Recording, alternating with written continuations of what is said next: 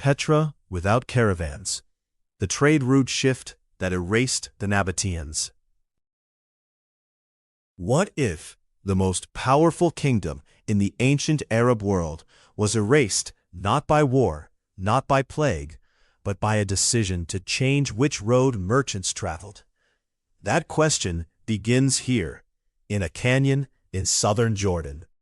The Nabataean Kingdom rose to prominence in the 1st century BC, commanding territory that stretched from the Hijaz in the south to Damascus in the north. At its center sat Petra, their capital, a city built inside a mountain. Petra sits inside a long, narrow canyon carved by water into the sandstone highlands of what is now Jordan. The city is hidden. You can't see it until you're almost inside it.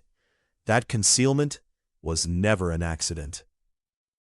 The engine behind Petra's power was the incense route, a network of overland paths carrying frankincense, myrrh, and spices from the kingdoms of southern Arabia north to the Mediterranean. Control the route, control the wealth. Frankincense and myrrh weren't luxury extras. They were essential to religious ceremonies from Rome to Egypt to Persia. Demand was constant, enormous, and willing to pay extraordinary prices per kilogram at journey's end. Here's the misconception worth correcting. The Nabataeans were not a marginal footnote in ancient trade. Arab tribes were engaged in long-distance commerce as far back as 1900 BC. The Nabataeans inherited a deeply established tradition and sharpened it. What made the Nabataeans genuinely formidable was their engineering response to being underestimated.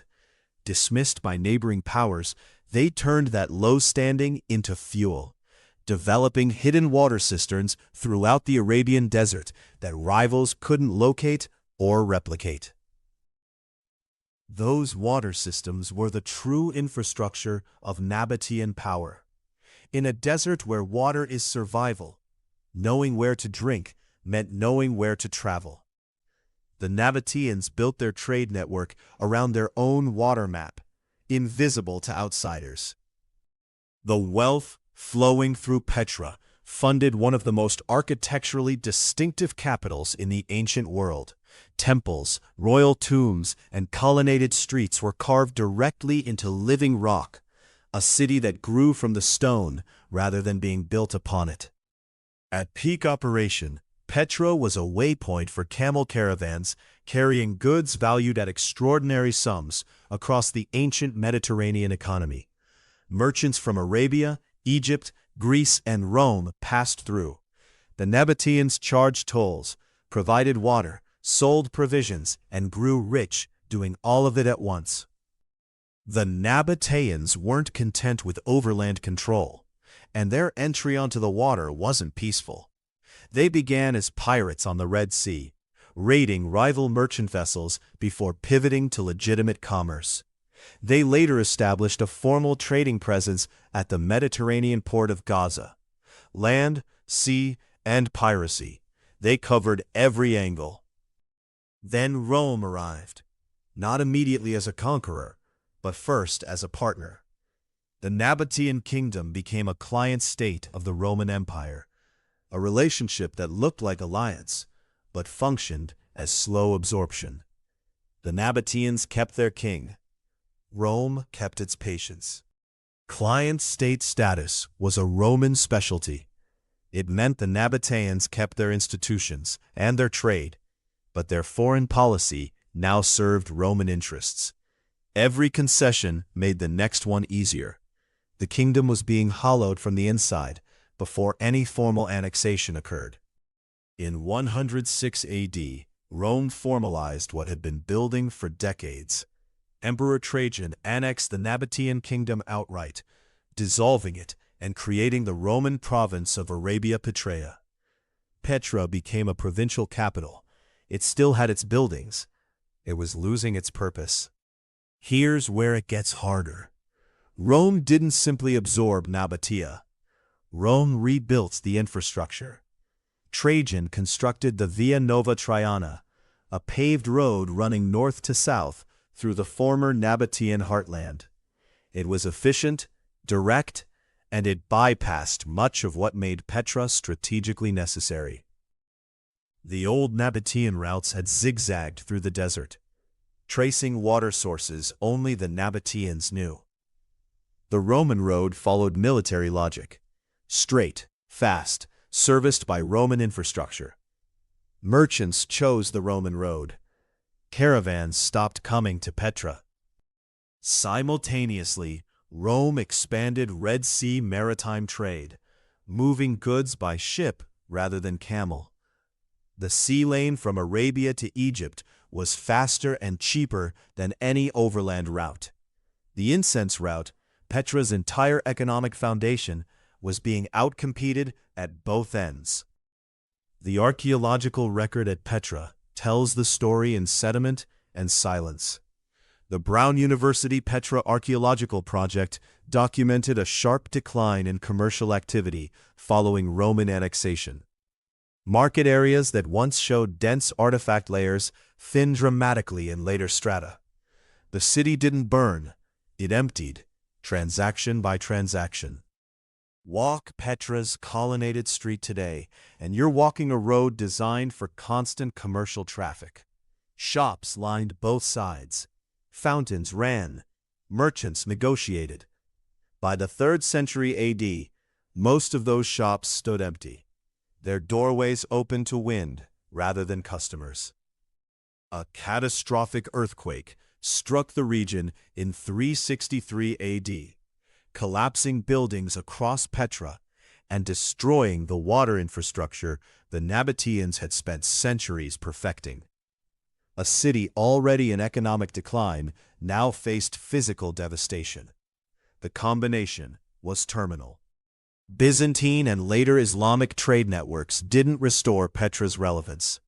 The port city of Ayla, modern Aqaba, 130 kilometers south of Petra, became the dominant regional hub for Red Sea commerce under Byzantine administration.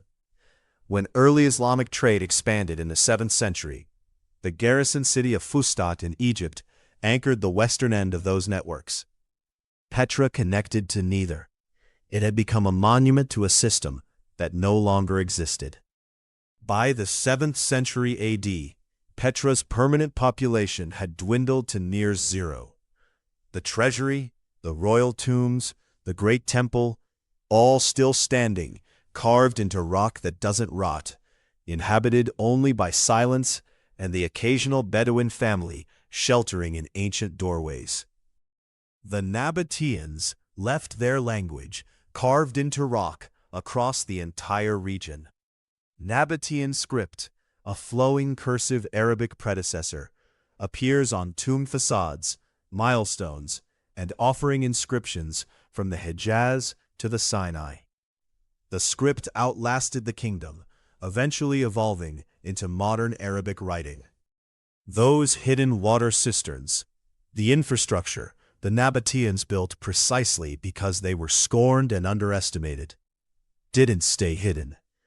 Rome's engineers studied, mapped, and in many cases simply absorbed those systems, converting private Nabataean knowledge into Roman provincial infrastructure.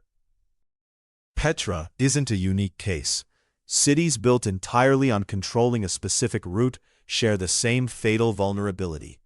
Palmyra in Syria thrived as the dominant caravan city of the Syrian desert until Emperor Aurelian destroyed it militarily in 273 AD after Queen Zenobia challenged Roman authority.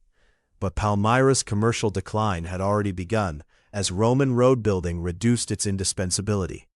Leptis Magna in Libya, birthplace of Emperor Septimius Severus, lost its Mediterranean significance when its harbor silted up in the 4th century, and Rome stopped investing in dredging it. Route control without resilience is a deadline, not a strategy. The Nabataeans had one specific opportunity to avoid this fate. Their pottery industry, among the most technically sophisticated in the ancient world, was already being traded across the entire incense route network, independently of caravan tolls. A kingdom that had scaled that manufacturing base would have retained export value even after the roots moved. Their neighbor and rival, the Nabataean Kingdom, survived repeated territorial losses precisely because its economy rested on agriculture, taxation, and religious pilgrimage simultaneously. No single choke point.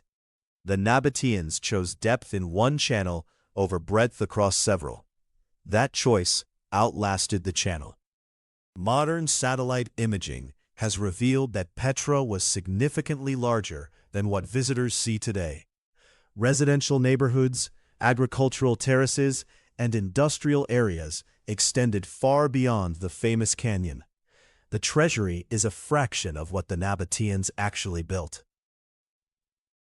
Nabataean pottery is among the most recognizable artifacts from the ancient world. Extraordinarily thin-walled, painted with delicate floral and animal motifs, fired to a consistency that modern potters still find difficult to replicate. It appears at archaeological sites across the entire incense route network. The Nabataean legacy that most directly touches the modern world is linguistic.